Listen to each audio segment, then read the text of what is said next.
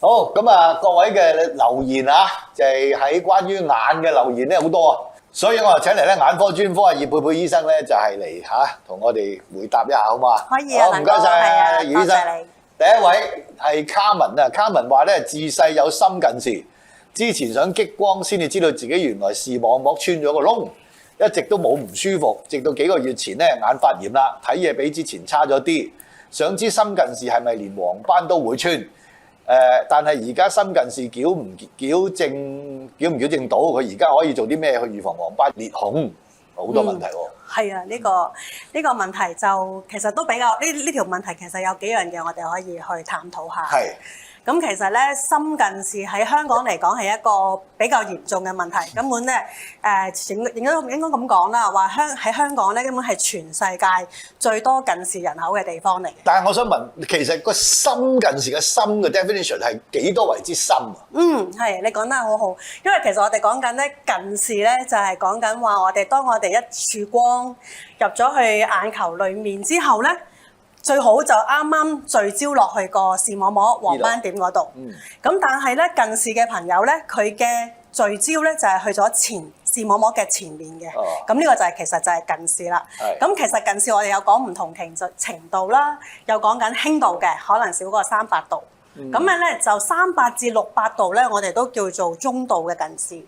咁而多過600度咧，就其實叫做高度嘅近視，或者我哋平時所講嘅深近視。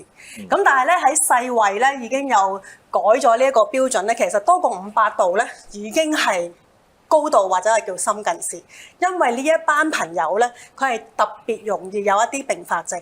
咁而當中咧喺高度近視裡面咧有一小群叫做病理性深近視。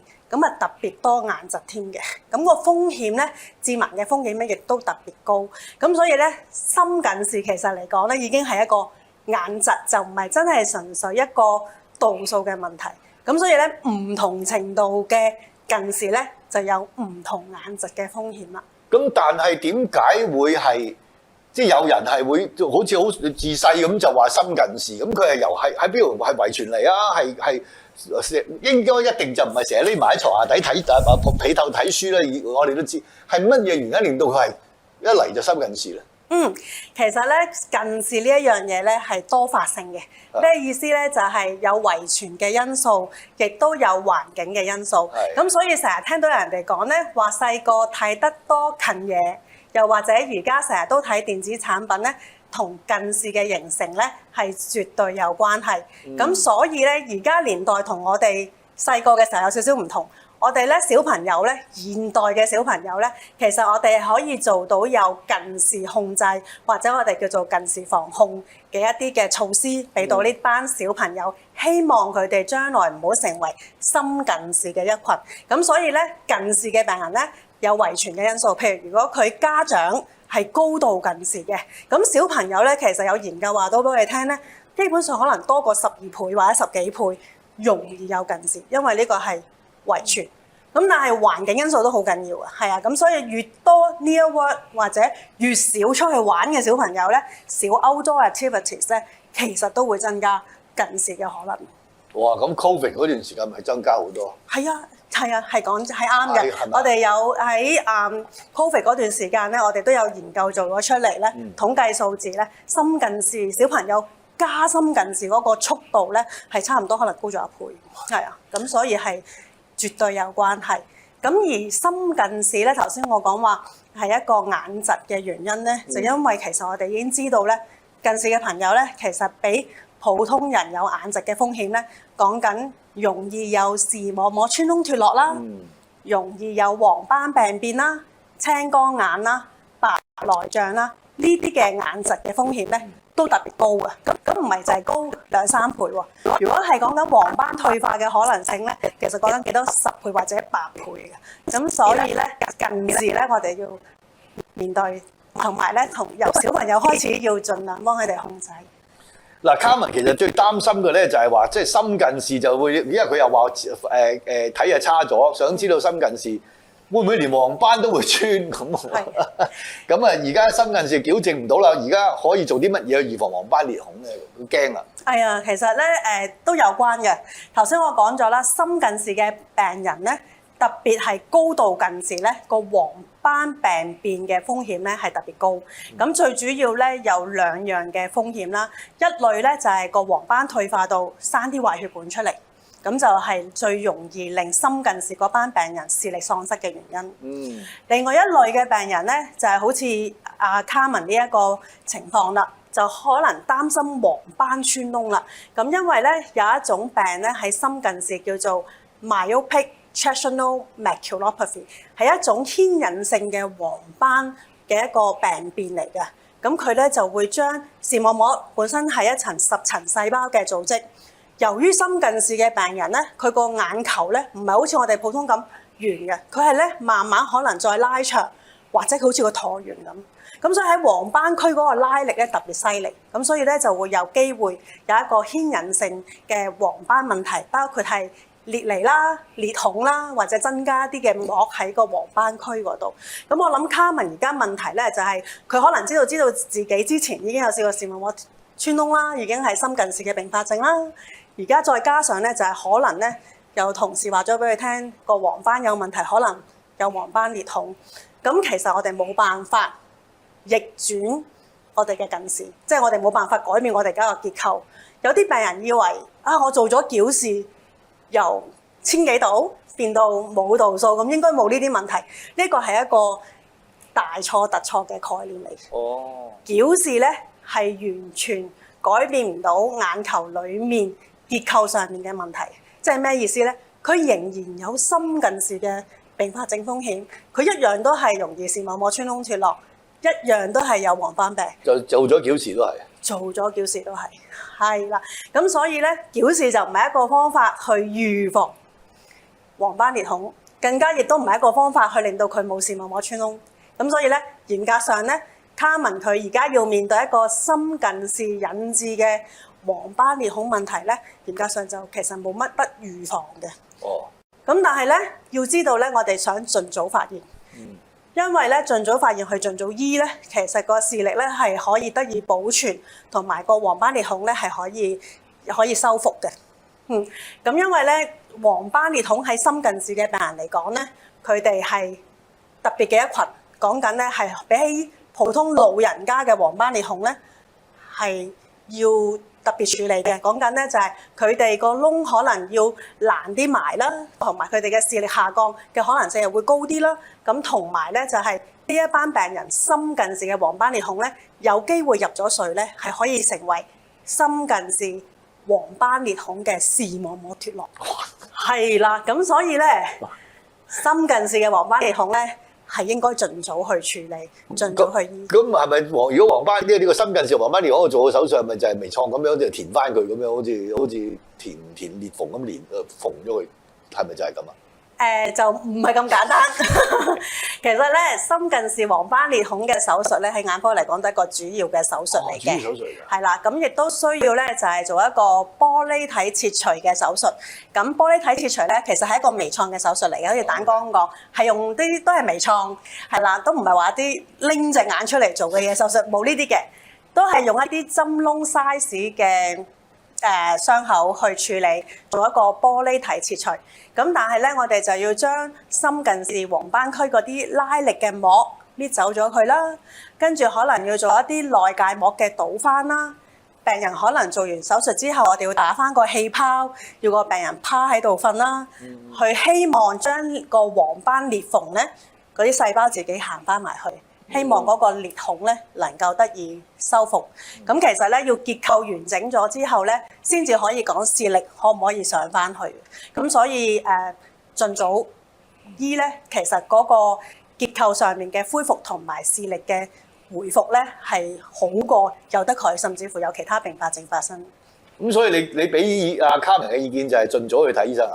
盡早去睇醫生啦，同埋咧，其實自己咧都可以做一啲嘅監察，就係多啲睇格仔紙，係啦。咁係咩嚟嘅咧？嗰啲係啦，我哋叫阿姆斯勒格 （Amsler Grid）。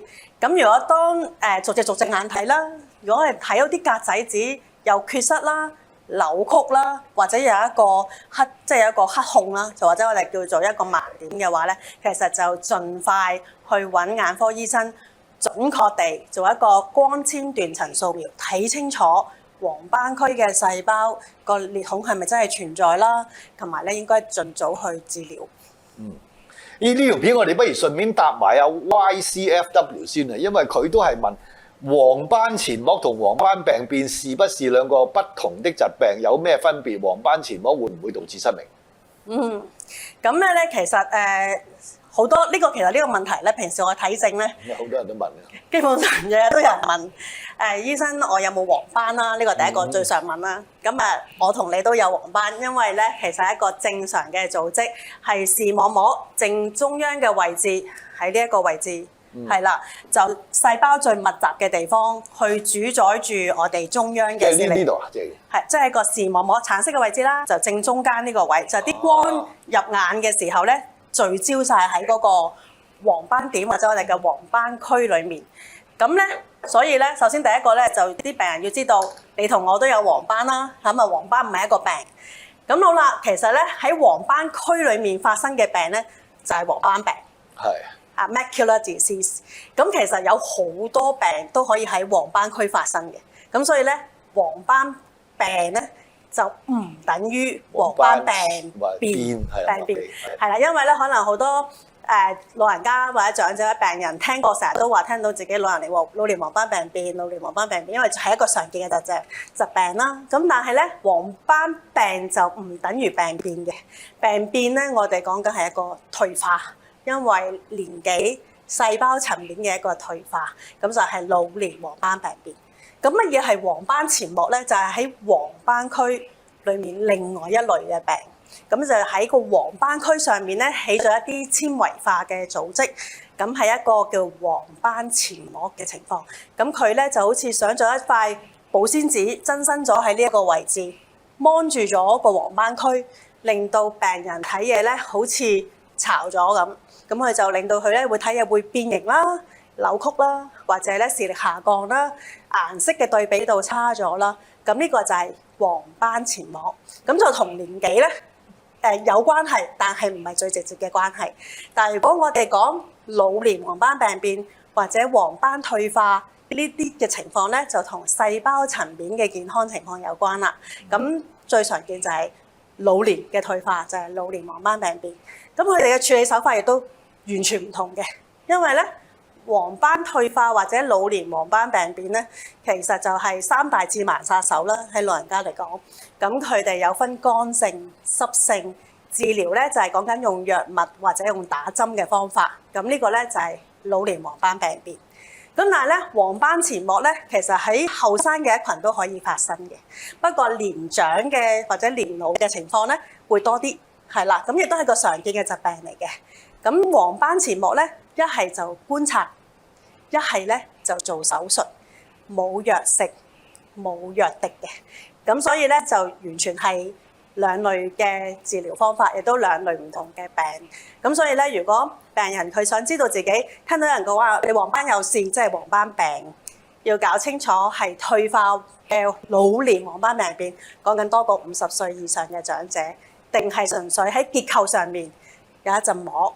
咁如果係嘅話，睇下究竟有冇影響佢視力啦，有冇令到佢日常生活受到困擾，講緊會唔會睇嘢真係變形啊、扭曲得犀利啦，同埋佢個病變嘅時候，即係嗰個前膜啦，令到個黃斑區嘅結構拉得幾緊要，去決定需唔需要做手術咯。咁所以咧就唔同嘅嘢嚟嘅。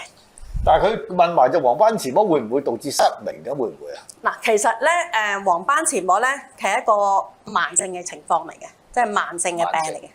咁即係意思咧就係有一啲病人佢有呢一個前膜，但係佢唔係太影響佢視力，又冇令到佢變形、生活受到困擾，其實係可以觀察。咁所以咧有前膜咧就唔係一定會致盲，所以一定要做手術就唔係嘅。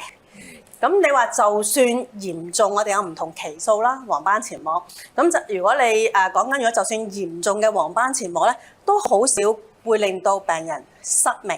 如果喺我哋眼科醫生嚟講咧，失明嘅意思咧就係連光都睇唔到。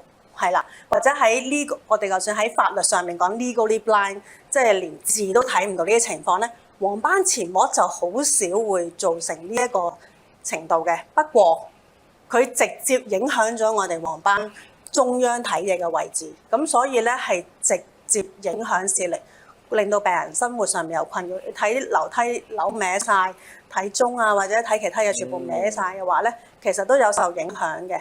咁所以咧，嚴格上嚟講，好少講黃斑前膜會致盲，但係佢係一個緊要嘅病。一來佢係常見，二來佢係會影響我哋日常生活嘅嘢。所以不能掉以輕心。係啊。好啊，唔該晒。咁啊，因為咧有好多觀眾啊，咁啊呢一條片咧，我哋問到呢度嚇，我哋跟住咧下一條片咧就係麻煩葉醫生咧繼續留喺度咧，就係同我哋回答我哋嘅觀眾嘅問題，好冇？咁啊，如果覺得呢條片有用嘅，請同我分享出去；有問題嘅就留言，請葉醫生啊可以方便回答嘅。啊，就撳鐘仔，我哋仲有個 Apps 嘅嚇，記住健康蛋，唔該晒。唔該晒，蘭哥。